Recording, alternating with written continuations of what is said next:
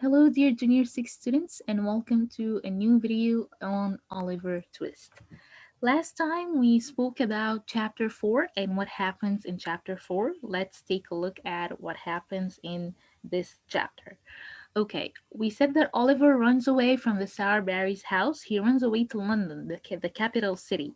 He meets Jack Dawkins there, who buys him a meal and takes him to Fagin's house where he will get a bet for nothing as Jack tells Oliver. Okay, this what happens in chapter 4 very briefly.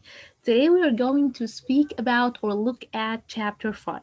Before we proceed to the events of chapter 5, I want you to go to your readers, read chapter 5 of Oliver Twist, and on the CD you can find the tracks reading this chapter, which are track chapter 5A and track chapter 5B. And then we will discuss what happens in this chapter.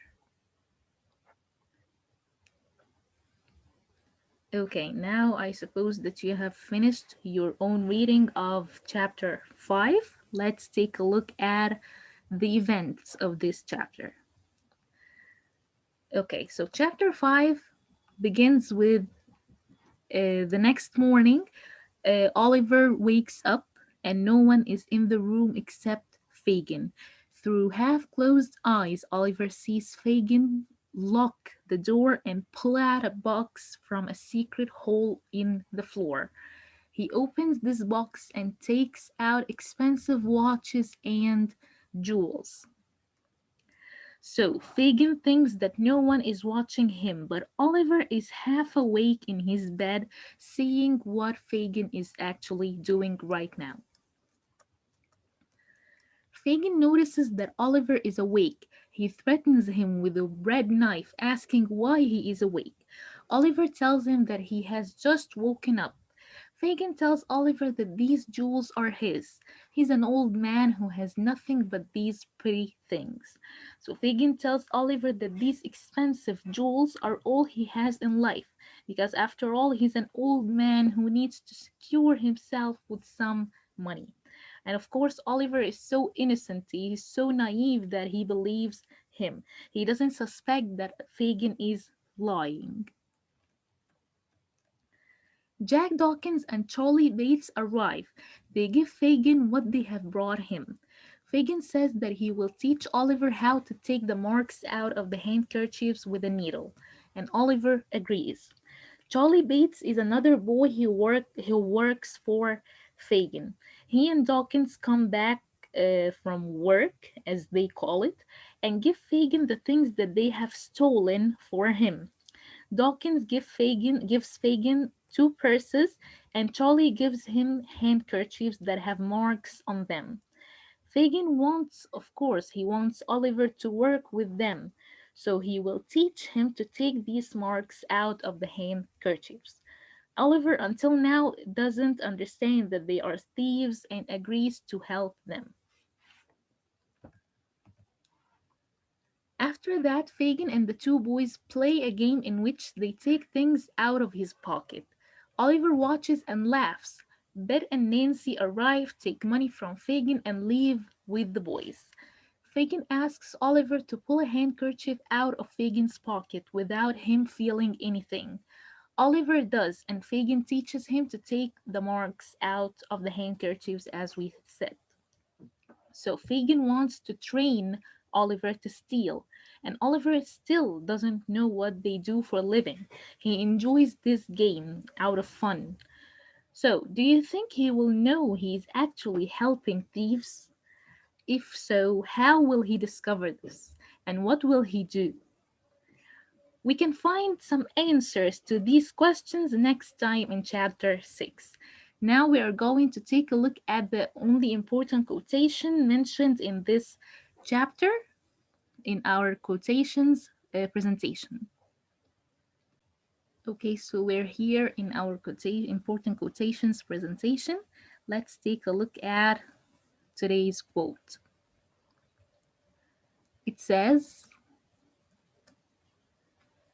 "Why are you awake? What have you seen? Speak, boy." You will find this one on page 17 of Oliver Twist. As you can see from the picture, of course, that these words are said by Fagin to Oliver Twist in Fagin's house.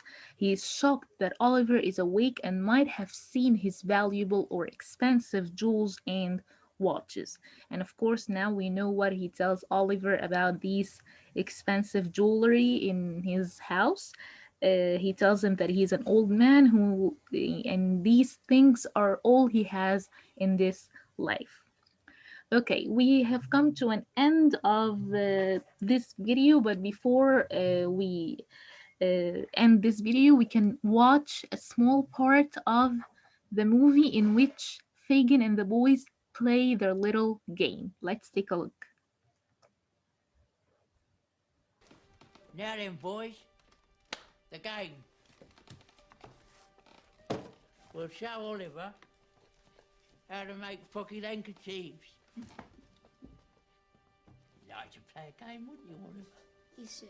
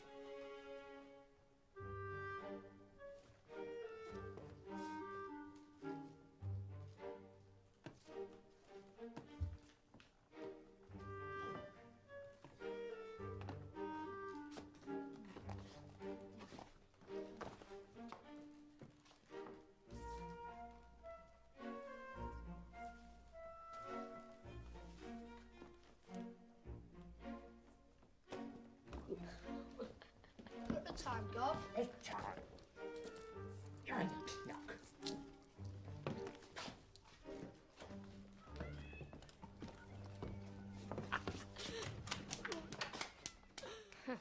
Playing the game, were we, Fagin? Oh, as is our custom, my dear. He's new. Who's he? Oh, this is Oliver. Oliver? Okay, so of course, until now, you know that Oliver doesn't suspect that they are thieves. He thinks that they are playing this game only for fun. He doesn't know the truth about their own jobs. Beth and Nancy are two women who work in this gang, as we can call them.